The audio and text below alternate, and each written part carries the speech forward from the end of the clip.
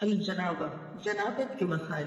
جنابت کہتے ہیں اس حالت کو جو احتلام یا جماع کی وجہ سے پیدا ہوتی، ناپاکی کی حالت۔ یاد رکھیے کہ ان مسائل کو پڑھتے ہوئے ہو سکتا ہے آپ بہت جھجکیں یا سنتے ہوئے بہت جھجک محسوس کریں۔ یہ قدرتی بات ہے، اللہ نے ہر ایک کے اندر ایک حیا رکھی ہے اور ان کو پڑھانا بھی ایک نہایت مشکل مسئلہ ہے۔ لیکن کیوں پڑھایا جائے، کیوں بتائی جائیں یہ باتیں؟ کیونکہ یہ انسانی زندگی سے متعلق دو صورتیں ہو سکتی ہیں۔ ایک تو یہ کہ یہ کڑوا گھونٹ پیا جائے اور ان باتوں کی حقیقت معلوم کر کے صحیح طرز عمل اختیار کیا جائے، طہارت کا وہ معیار جو اسلام نے قائم کیا اس پر پورا اترا جائے، کیونکہ اس کے بغیر ایمان مکمل نہیں۔ اور دوسرا یہ کہ ان باتوں کو کھولا نہ جائے، وضاحت نہ کی جائے، بتایا نہ جائے اور شرم و حیا کا نام لے کر ان سب مسائل کو دبایا جائے۔ دو چار روز پہلے کسی نے مجھے بتایا ہائیلی کوالیفائڈ لڑکی کے بارے میں کہ اس نے سوال کیا کسی درس دینے والی سے، اور سوال اس بات کے بارے میں تھا کہ وضو کن کن چیزوں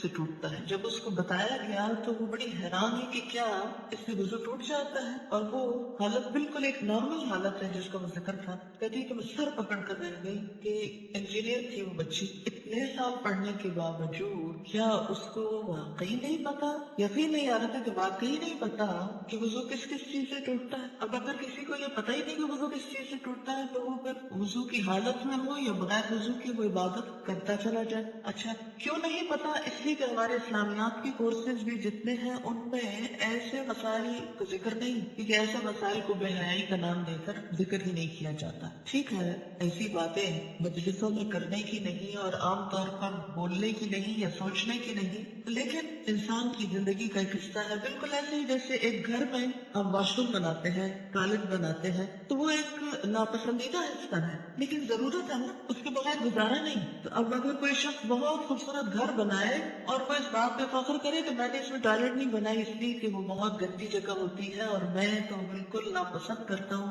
کہ کوئی گندی جگہ میرے گھر میں ہو، اور اس کا تو ذکر کرنا ہی ناپسندیدہ ہے، اس لیے میں نے اپنے نقشے سے اس کو نکالا۔ تو ایسا بھلا کس طرح ہو سکتا؟ بالکل اسی طرح جو لوگ ان باتوں کو دین کا حصہ نہیں، دین کے نقشے سے غائب کیے ہوئے ہیں اور پھر سمجھتے ہیں کہ وہ سب ٹھیک کر رہے ہیں، تو یہ درست نہیں۔ ایک اور بات یہ کہ خاتون ہوتے ہوئے ایسی بات کرنا اور پھر اس کو پبلکلی کرنا ایک اور بڑی مشکل ہے۔ تو اس میں بھی ہمارے سامنے ایک رہنمائی موجود ہے، حضرت عائشہ رضی اللہ تعالیٰ عنہ، اور عام طور پر ازواج مطہرات نے اس طرح کے مسائل جو ہیں وہ پبلکلی بتائے ہیں، سیکریفائس کیا ہے تاکہ دوسرے لوگوں کو ایک رہنمائی ملے۔ ہمارے ہاں مشکل یہ ہے کہ اسلام کے ساتھ تقدس کا ایک ایسا، یعنی انبیاء علیہ السلام ہو یا ان کے ازدواجی اور ذاتی زندگی، ان سب کو ہم نے تقدس کے ایسے آئینے میں دیکھا ہے کہ جس میں ان کا انسان ہونا نقشے سے نکال دیا گیا، جبکہ ان کی ساری نیکی، تقویٰ اور پاکیزگی میں خوبصورت بات یہ کہ وہ انسان تھے، ہم جیسے ہی تھے انسان ہونے کے ناطے،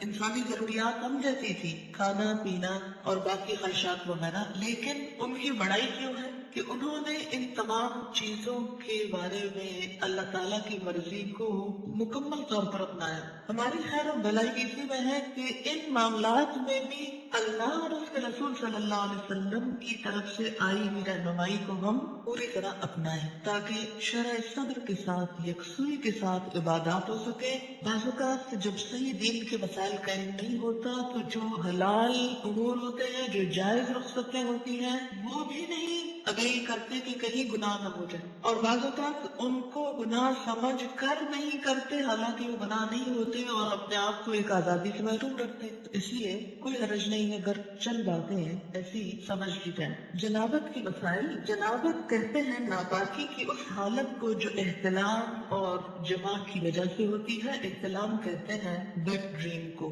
یعنی سوتے ہوئے جسم سے ڈسچارج کا ہونا۔ اس میں مسئلہ یہ ہے کہ عورت یا مرد کو احتلام ہو تو غسل واجب ہو جاتا ہے، اس کی وضاحت آگے آئے گی۔ اگلا مسئلہ ہے مزے کے آنے سے غسل واجب نہیں ہوتا بلکہ استنجا کر کے وضو کرنا ہی کافی ہے۔ عن علی رضی اللہ عنہ قال كنت رجلا مذاء فكنت استحي ان اسأل النبي صلى الله عليه وسلم لمكان ابنته فامرت المقداد بن الاسود رضی اللہ عنہ فسأله فقال يغسل ذكره ويتوضأ، رواه مسلم۔ حضرت علی رضی اللہ تعالیٰ عنہ آپ کہتے ہیں کہ مجھے مزے کی شکایت تھی، کبھی ہوتا عام حالات میں بیڈ ڈسچارج ہونا، میں نبی صلی اللہ علیہ وسلم سے مسئلہ دریافت کرنے میں شرم محسوس کرتا کیونکہ آپ کی بیٹی میرے نکاح میں تھی۔ میں نے حضرت مقداد بن اسود رضی اللہ تعالیٰ عنہ سے درخواست کی کہ وہ رسول اللہ صلی اللہ علیہ وسلم سے مسئلہ دریافت کرے۔ چنانچہ حضرت مقداد رضی اللہ تعالیٰ عنہ نے آپ سے مسئلہ دریافت کیا تو آپ صلی اللہ علیہ وسلم نے فرمایا کہ پیشاب کی جگہ دھو کر وضو کر لیا کرے، اس سے طہارت ہو جاتی۔ یعنی عام بیڈ ڈسچارج جو ہے اس سے ناپاکی یا جنابت نہیں ہوتی، اس میں نہانا ضروری نہیں ہوتا۔ بیوی سے تعلق کرنے سے پہلے یہ دعا مانگنی چاہیے، یعنی جسمانی تعلق مراد ہے۔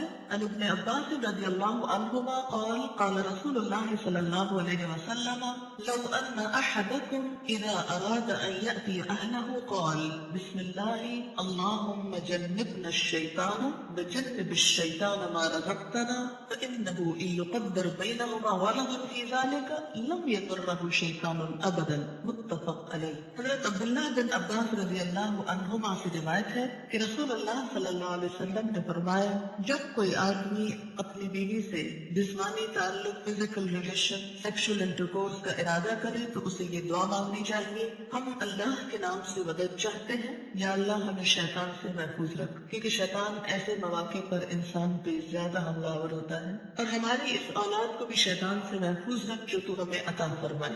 یہ دعا پڑھنے کے بعد والدین کو اللہ تعالیٰ جو اولاد دے گا وہ شیطان کے شر سے ہمیشہ محفوظ رہے گی، اسے بخاری اور مسلم نے روایت کیا ہے۔ دوبارہ فزیکل ریلیشن سے قبل وضو کرنا مستحب ہے، مستحب کا مطلب پسندیدہ ہے، فرض نہیں ہے۔ عن ابی سعید الخدری رضی اللہ عنہ قال قال رسول اللہ صلی اللہ علیہ وسلم اذا اتى احدکم اہلہ ثم اراد ان یعود فلیتوضأ، رواہ مسلم۔ حضرت ابو سعید خدری رضی اللہ تعالیٰ عنہ کہتے ہیں کہ رسول اللہ صلی اللہ علیہ وسلم نے فرمایا جب کوئی آدمی اپنی بیوی سے تعلق قائم کرے پھر دوبارہ کرنا چاہے تو پہلے وضو کرے، یعنی ایک دفعہ کے تعلق کے بعد ضروری نہیں کہ نہایا جائے، اگر اس کے کچھ عرصے بعد دوبارہ تعلق کی ضرورت ہو، مثلا یعنی ایک رات ہو سکتی ہے، اس کا مطلب یہ ہے کہ نہانا ضروری ہے کس کے لیے؟ نماز کے لیے، عبادت کے لیے، قرآن پڑھنے کے لیے۔ لیکن اگر انسان ناپاکی کی حالت میں ہے ابھی اور دوبارہ ایک شخص بیوی کے ساتھ تعلق قائم کرنا چاہتا ہے تو ضروری نہیں کہ نہانے کے بعد پھر کرے۔ دوبارہ تعلق میں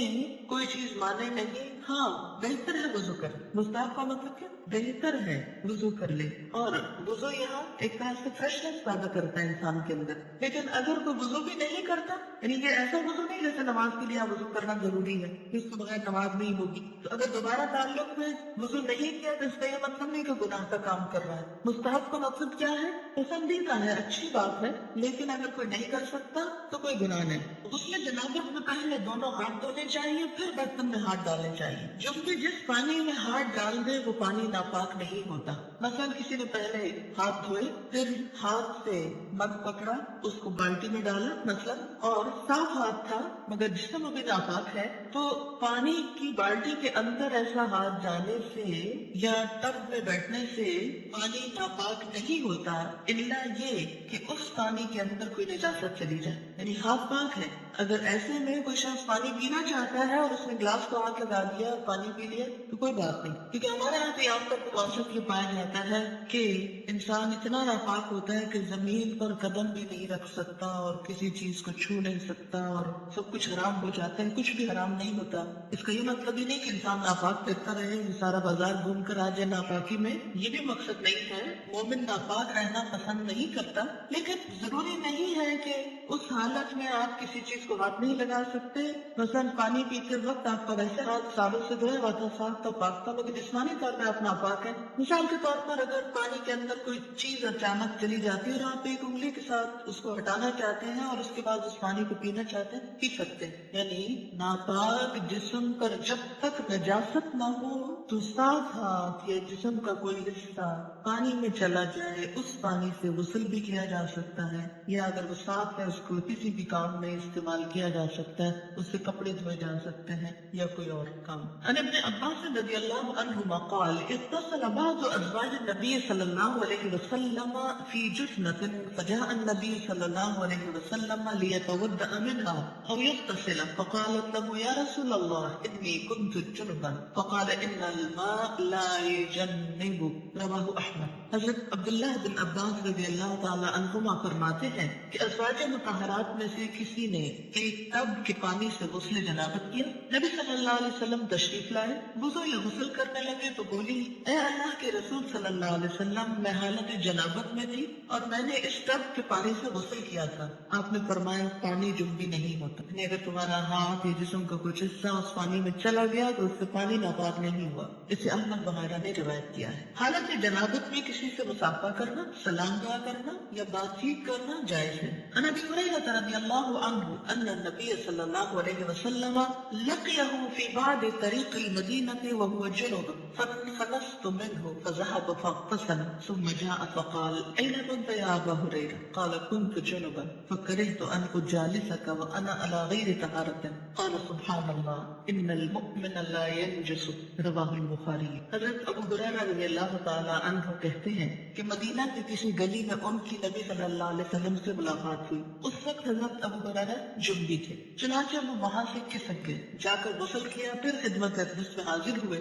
آپ نے پوچھا ابو ہریرہ تم کہاں چلے گئے؟ حضرت ابو ہریرہ نے عرض کیا میں حالت جنابت میں تھا، لہٰذا میں نے آپ کے پاس اس حالت میں بیٹھنا اچھا نہ سمجھا۔ آپ نے فرمایا سبحان اللہ، مومن کسی بھی حالت میں ناپاک نہیں ہوتا۔ اسے بخاری نے روایت کیا ہے۔ یعنی اگر ایسی حالت میں مثلا کوئی مہمان آ گیا ہے یا بچہ رو رہا ہے یا کوئی اور ایسا دنیا کا ضروری کام پڑ جاتا ہے، انسان کو کوئی ٹیلی فون آ جاتا ہے، بات کرنی پڑ جاتی ہے، تو کسی بھی کام میں حالت جنابت مانے نہیں۔ حالت جنابت مانے ہیں کس میں؟ عبادات میں۔ لیکن یاد رکھیے اس کا مطلب نہیں کہ انسان ناپاکی میں ہی گھومتا پھرتا رہے بے وجہ، جلد از جلد پاک ہو، لیکن یہ سمجھنا کہ نہیں میں اچھوت ہو گیا، اب کسی کے سامنے نہیں جا سکتا یا کسی سے بات نہیں کر سکتا، تو ایسی بات۔ حالت جنابت میں کھانے پینے کے لیے ہاتھ دھونا کافی ہے، البتہ وضو کرنا افضل ہے۔ عن عائشہ رضی اللہ عنہا ان النبی صلی اللہ علیہ وسلم کان اذا اراد ان یأکل وهو جنب غسل یدیہ، رواہ ابن ماجہ۔ حضرت عائشہ رضی اللہ تعالی عنہا کہتی ہے کہ رسول اللہ صلی اللہ علیہ وسلم حالت جنابت میں کوئی چیز کھانا چاہتے تو پہلے اپنے ہاتھ دھو لیتے، اسے ابن ماجہ نے روایت کیا۔ یعنی حالت جنابت میں کھا سکتے ہیں، اور خاص طور پر جیسے رمضان کا مہینہ ہے، یعنی رمضان میں اگر کوئی شخص حالت جنابت میں اٹھتا ہے، سحری کا وقت ہے، سحری کھا سکتا ہے اور کھانے کے بعد نماز سے پہلے نہا سکتا ہے۔ یعنی حالت جنابت میں اگر روزے کا کچھ حصہ شامل ہو گیا صبح کے وقت کو حرج نہیں، اللہ نماز تو نہیں چھوڑی جا سکتی، وہ تو پڑھی جائے گی۔ کتنی دیر لگے گی؟ آدھا گھنٹہ، گھنٹہ، کیونکہ اس کے بعد تو سورج بھی نکل آئے گا، اگر نہیں نہائے تو نماز جائے گی۔ تو ایسا روزہ کیا روزہ جس میں نماز ہی نہ پڑھی گئی۔ عن عائشہ رضی اللہ عنہا قالت قال رسول اللہ صلی اللہ علیہ وسلم اذا كان جنبا فاراد ان يأكل او ينام تودأ وضوءه للصلاة، رواہ مسلم۔ حضرت عائشہ رضی اللہ تعالیٰ عنہ فرماتی ہے کہ رسول اللہ صلی اللہ علیہ وسلم حالت جنابت میں کھانا یا سونا چاہتے تو پہلے نماز کی طرف وضو کر لیتے، اسے مسلم نے روایت کیا۔ اور یہ وضو فرض میں نہیں ہے، واجب میں نہیں ہے، یہ مستحب میں ہے۔ یعنی ایک اچھی فیلنگ کے لیے نہانے میں ٹائم لگتا ہے تو کوئی بھی کام کرنے سے پہلے وضو کر لیا جائے۔ جنبی مسجد سے گزر سکتا ہے لیکن ٹھہر نہیں سکتا۔ حالت جنابت میں اگر کسی کو مسجد سے گزرنا پڑ رہا ہے، مثلاً اس کا گھر ہے مسجد کے اوپر اور رستہ ایسا ہے کہ شہر سے گزر کے اوپر چڑھتا ہے، تو ایسی صورت میں گزرنا جائز ہے، لیکن وہاں بیٹھ جانا یا دن گزارنا یہ درست نہیں۔ عن جابر رضی اللہ عنہ قال كان احدنا يمر في المسجد جنبا مجتازا، رواہ سعید بن منصور۔ حضرت جابر رضی اللہ تعالیٰ عنہ فرماتے ہیں کہ ہم حالت جنابت میں مسجد سے گزر جایا کرتے تھے، اسے سعید بن منصور نے روایت کیا ہے۔ حالت جنابت میں زبانی اللہ کا ذکر کرنا جائز ہے۔ مثلاً انسان صبح اٹھا ہے تو اٹھ کے دعا جو پڑھی جاتی ہے الحمدللہ الذی احیانا بعد ما اماتنا والیہ النشور پڑھ سکتا ہے۔ اسی طرح اگر صبح شام کی دعائیں پڑھ رہا ہے تو پڑھ سکتا ہے، یا استغفار کرنا چاہتا ہے تو کر سکتا ہے۔ رات کو سوتے ہوئے کوئی خواب برا آ گیا تو وہ دعا پڑھ سکتا ہے۔ یا نیند نہیں آ رہی تو کچھ ذکر کرنا چاہتا ہے لیکن ہے حالت جنابت میں تو کوئی رکاوٹ نہیں، زبانی اللہ کا ذکر کر سکتا ہے۔ یا اسی طرح جب سوتے وقت آیت الکرسی پڑھی جاتی ہے، سونے کے آداب آپ نے پڑھے ہوتے تھے، دائیں طرف کروٹ لے کر ہاتھ گال کے نیچے رکھ کے آیت الکرسی پڑھ کے چاروں طرف پھونک مار دی جائے۔ اب اگر حالت جنابت میں انسان تو کیا آیت الکرسی نہیں پڑھے گا؟ پڑھے گا، کوئی حرج نہیں۔ ان عائشہ رضی اللہ عنہا قالت كان النبي صلی اللہ علیہ وسلم يذكر الله على كل احيانه، رواه مسلم۔ حضرت عائشہ رضی اللہ تعالیٰ عنہا فرماتی ہے کہ نبی اکرم صلی اللہ علیہ وسلم ہر حالت میں اللہ کا ذکر کیا کرتے تھے، اسے مسلم نے روایت کیا ہے۔ جب بھی کو قرآن پاک پڑھنا یا پڑھانا منع ہے، یعنی یہ نہیں کہ آپ حالت جنابت میں ہیں اور آپ کے جی کھانے کی اجازت ہے، پکانے کی اجازت ہے، سلام دعا کی اجازت ہے، چلو تلاوت شروع کر دیتے ہیں، تعلیم شروع کر دیتے ہیں، نہیں، اس کی اجازت نہیں۔ پاک آدمی وضو کے بغیر قرآن مجید پڑھ سکتا ہے، یعنی وضو نہیں ہے لیکن ویسے قرآن کی تلاوت آپ کر رہے ہیں تو ٹیکسٹ کو ہاتھ نہیں لگائیے اور پڑھتے جائیے، کیونکہ بعض لوگوں کو ایسی بیماری بھی ہوتی ہے کہ ان کا وضو زیادہ دیر تک باقی نہیں رہتا، ایسے میں لوگ قرآن، ذکر، عبادت سب چھوڑ کے بیٹھ جاتے ہیں، پر نہیں، وضو نماز کے لیے شرط ہے، طواف کے لیے شرط۔ اگر صرف قرآن کی تلاوت کرنا مقصود ہے یا تعلیم دینا تو کوئی غرض نہیں۔ ان ابی رضی اللہ عنہ قال كان النبي صلی اللہ علیہ وسلم يقرئنا القرآن على كل حال ما لم يكن جنبا، رواہ الترمذی۔ حضرت علی رضی اللہ تعالیٰ عنہ فرماتے ہیں کہ نبی اکرم صلی اللہ علیہ وسلم حالت جنابت کے علاوہ ہر حال میں ہمیں قرآن مجید پڑھایا کرتے تھے، یعنی وضو کے بغیر بھی، مراد سے یہ اسے ترمذی نے روایت کیا ہے۔ حالت جنابت کو بڑی ناپاکی کہتے ہیں، عام طور پر فقہ کی کتابوں میں حدث اکبر لکھا ہوتا ہے، حدث اصغر چھوٹی ناپاکی ہوتی ہے جو جنابت کے علاوہ عام طور پر وضو ٹوٹنے کے اسباب کی وجہ سے ہوتی ہے۔ جب بھی سونے سے قبل غسل نہ کر سکے تو اسے وضو کر لینا چاہیے۔ ان عائشہ رضی اللہ عنہا قالت كان النبي صلی اللہ علیہ وسلم اذا اراد ان ينام وهو جنب غسل فرجه وتوضا للصلاة، رواہ البخاری۔ حضرت عائشہ رضی اللہ تعالیٰ عنہا سے روایت ہے کہ نبی اکرم صلی اللہ علیہ وسلم جب حالت جنابت میں سونے کا ارادہ فرماتے تو اپنی شرمگاہ دھو کر نماز کی طرف وضو فرما لیتے، یہ مستحب ہے ایسا کرنا، اسے بخاری نے روایت کیا۔ جب بھی کے لیے وضو کر کے سونا افضل ہے لیکن نہ کرنے کی رخصت ہے۔ ان ابن عمر رضی اللہ عنہما ان عمر استفتى النبي صلی اللہ علیہ وسلم فقال هل ينام احدكم وهو جنب؟ قال نعم ليتوضأ ثم لينم حتى يغتسل اذا شاء، رواہ مسلم۔ حضرت عبداللہ بن عمر رضی اللہ تعالیٰ عنہما سے روایت ہے، حضرت عمر رضی اللہ تعالیٰ عنہ نے نبی اکرم صلی اللہ علیہ وسلم سے مسئلہ پوچھا، کیا جب بھی غسل کیے بغیر سو سکتا ہے؟ آپ نے ارشاد فرمایا ہاں، وضو کر لے اور سو جائے، پھر جب چاہے اٹھ کر غسل کر لے، اسے مسلم نے روایت کیا ہے۔ عن عائشہ رضی اللہ عنہا قالت كان رسول اللہ صلی اللہ علیہ وسلم يجنب ثم ينام ولا يمس ماء حتى يقوم بعد ذلك فيغتسل، رواہ ابن ماجہ۔ حضرت عائشہ رضی اللہ تعالیٰ عنہا فرماتی ہے کہ رسول اللہ صلی اللہ علیہ وسلم حالت جنابت میں پانی کو ہاتھ لگائے بغیر سو جاتے، یعنی یہ بات بھی ملتی جہاں وضو کر کے سوتے وہاں یہ بھی کہ بسا اوقات وضو بھی نہیں کرتے پھر سو جاتے، پھر اٹھ کر غسل فرماتے، اسی ابن ماجہ نے روایت کی۔ ڈیپینڈس کہ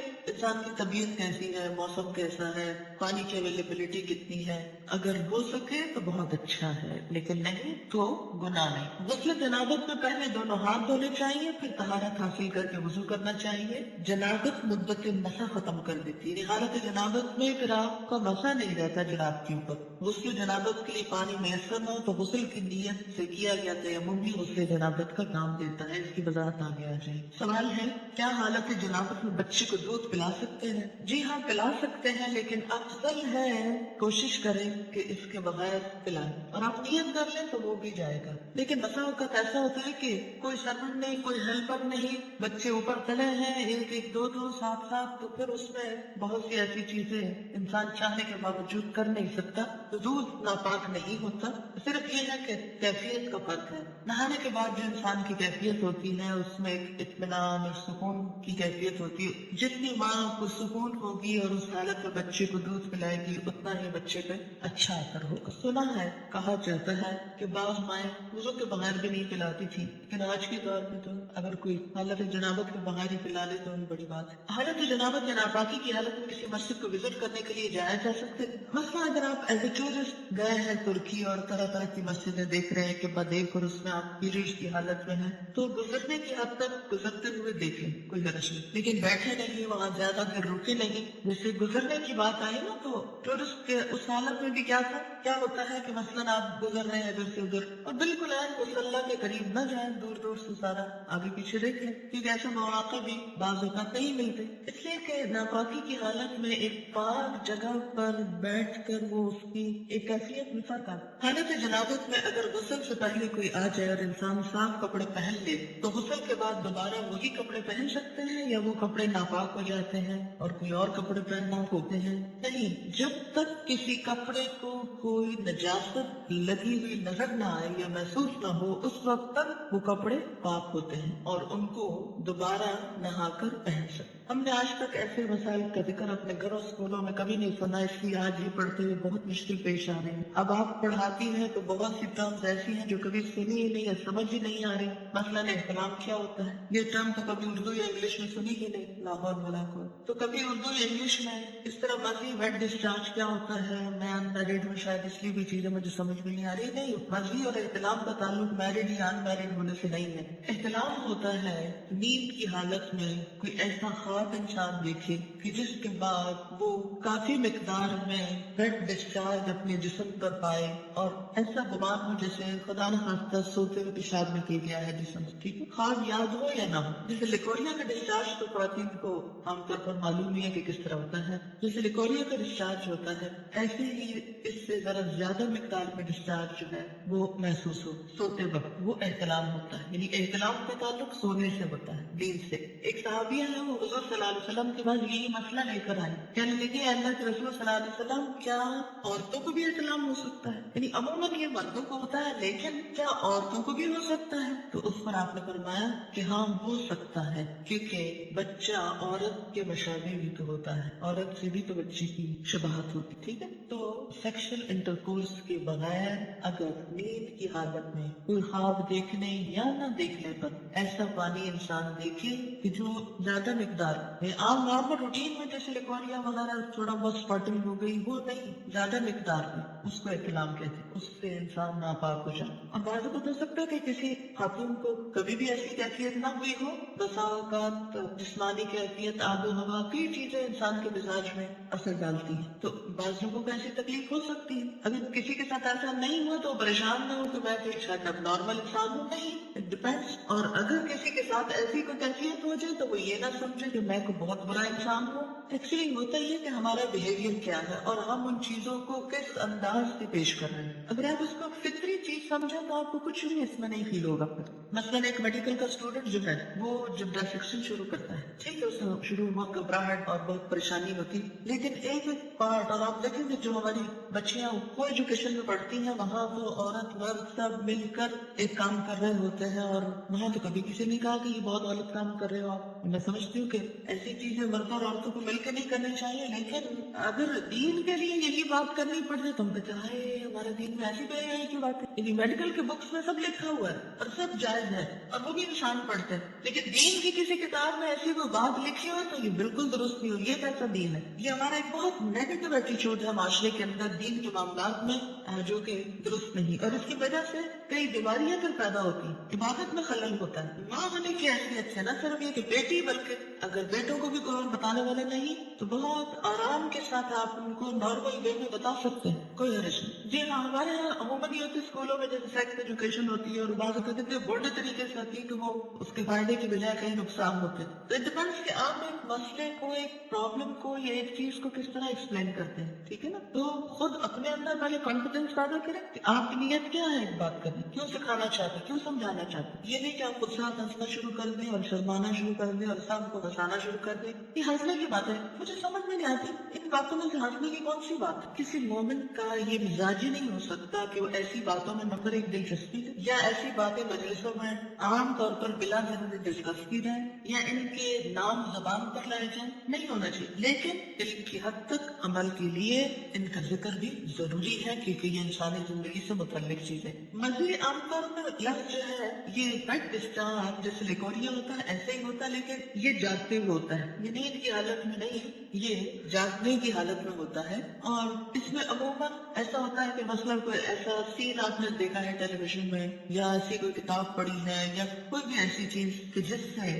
جسم کے اندر خلل آتا ہے، یعنی انسان کے ایموشنز جو ہیں وہ ڈسٹرب ہوتے ہیں، تو ایموشن کے فرق سے یہ ڈسچارج ہوتا ہے. یعنی لیکوریا جو ہوتا ہے بغیر ایموشنز کے ہوتا ہے، لیکن یہ ایموشنل کیفیت کے ساتھ ہوتا ہے. ایموشنل کیفیت کے ساتھ جو بیڈ ڈسچارج ہوتا ہے اس سے استنجا بھی لازم ہے اور وضو بھی لازم ہے، لیکن نہانا لازم نہیں. وہ بھی ہو سکتا ہے، کوئی سائیکولوجیکل پرابلم ہو سکتا ہے یا کچھ بھی، اس کو نام دے سکتے ہیں، لیکن مزے میں لفظ اب یہ سمجھے جیسے مزہ لفظ ہے نہیں، اسی سے نکلا ہے یہ لفظ. ٹھیک ہے. ایک بچی کی ریسنٹلی شادی ہوئی، اس نے ایک میل مجھ کو کی، وہ اس قدر بیچاری پریشان، چھوٹی سی عمر کی بچی کی شادی ہوگی، اس کو شاید پہلے سے کسی نے کچھ نہیں بتایا، نہ ماں بتاتی نہ کوئی اور، جو ضروری چیز ہے وہ کوئی نہیں بتاتا اور فضول میں بہت کچھ پڑھ لیتے. تو اب وہ کچھ بہت ہی جینون جو اس کے شوہر کے رویے تھے ان پر وہ اس قدر خوفزدہ تھی اور پریشان تھی، شاید میرے ساتھ کوئی بہت ہی گناہ کا کام ہو رہا ہے اس طرح. تو ایسا کیوں ہے؟ اس لیے کہ یا تو اس کو اتنا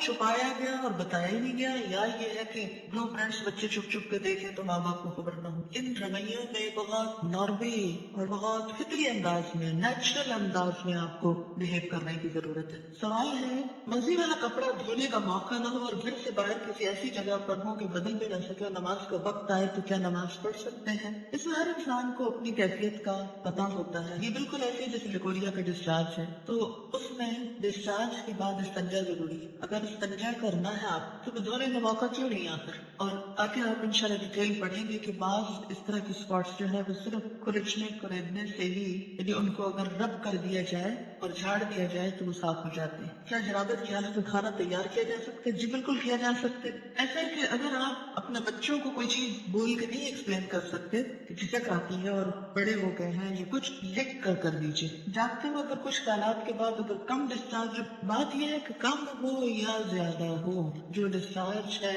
اس کے لیے استنجا اور وضو دونوں ضروری ہے. ایک لڑکی کی ماں نہ تھی، چچی اور کچھ آنٹیز رہتی تھی. جب اس بیچاری کو پیریڈز ہوئے تو اس نے بھائیوں کو بتایا، کیونکہ بھائیوں سے چھوٹی تھی. وہ بھائی پریشان ہو گئے، ڈاکٹر کے پاس لے جانے لگے. تو لڑکی کے والد جب گھر آئے تو انہوں نے چچی سے کہا اور اس طرح. تو وہ انہیں بعض اوقات ایسی چیزیں پھر بہت امبیرسمنٹ کا سبب بن جاتی ہے نا، کہ جب بچوں کو آپ ماں نہیں بتا رہی جو ان کی سب سے بڑھ کے سرپاہ ہے، تو پھر وہ کیا کرتی ہیں، سہیلیوں سے پوچھتی ہیں، اوروں سے پوچھتی ہے، ادھر ادھر سے کوئی ان پہ ہنستا ہے، کوئی مذاق اڑاتا ہے. یہ ساری زندگی چیزیں خوف کی چیزیں بن کے رہ جاتی. تو اس سے بہتر ہے کہ وہ اوروں سے جا کے پوچھیں، کیوں نہ آپ ان کو بتائیں خود. بٹ جس آدمی کا کپڑے چینج کرنا یا دھونا ضروری ہے، اگر آپ کہیں باہر ہو یا آپ کو فیل ہی نہ ہو، دیکھیے کہ اس کیفیت کا تعلق ہی فیلنگ کے ساتھ، اگر فیلنگ ہی نہیں ہے تو جسٹ نارمل بات ہے. یعنی بعض لوگ اسٹرانگ ہوتے ہیں اور ان کو چھوٹی چھوٹی باتوں پہ فیلنگ نہیں آتی ایسی، تو ان کو پریشان ہونے کی ضرورت نہیں. تو پھر کیا بغیر وضو کے نماز پڑھ لیں؟ جی ہاں. جو فیلنگ ہی نہیں ہے تو پھر وضو کی ضرورت ہی نہیں، پھر نماز بھی پڑھ سکتے ہیں. ٹین ایجر لڑکوں کو اگر احتلام ہے تو نہانا واجب ہے. جی ہاں. یہی تو اب تک رونا رویا گیا ہے کہ اس سے غسل واجب ہو جاتا ہے، لازم ہو جاتا ہے، نماز نہیں ہوتی ہے. لیکن کتنے ہمارے ٹین ایجرز کو پتا ہے؟ یہ بھی دیکھ لیجیے. کیا احتلام سوئے بغیر بالکل نہیں ہو سکتا؟ نہیں. احتلام نیند کے ساتھ اس کا تعلق، چاہے خواب دیکھا جائے یا نہ. اس کا روٹ کیا ہے؟ جائیے اس پہ احلام، احلام، حلم، خواب. تو اسی سے بات ابتدائی ہے، احتلام، خواب دیکھنا.